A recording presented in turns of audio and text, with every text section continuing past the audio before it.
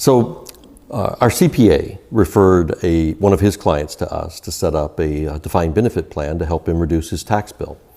And I was working with Dr. Dan, and like I do with all clients, I was explaining to them that in the DB plan, we're really not trying to have great returns on investment, because the real deduction is the contribution that you're making each year, and you're getting, depending on what tax bracket you're in. But here in the state of California, I mean, that incremental tax rate could be 50%, 40% federal and 10% the state of California.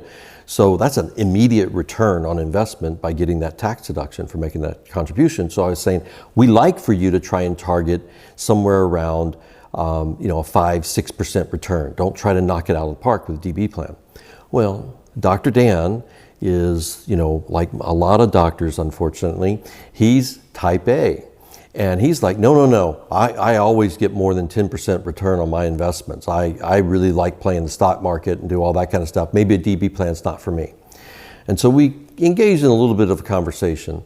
So while on a plane flight, I built a spreadsheet for Dr. Dan in which I allowed him to pick whatever returns with after-tax dollars he's going to make versus putting in the money in a pre-tax, getting that deduction, and then a 5% return, and he can play with it however he wanted. I built the spreadsheet to make it very simple.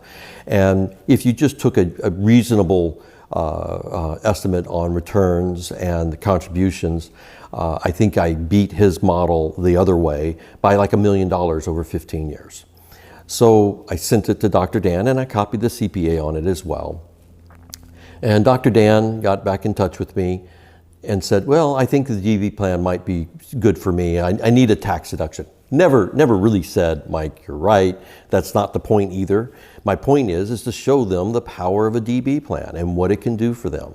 And that is, it's just extracting tax-deferred wealth from their business and allowing them to now build a nest egg.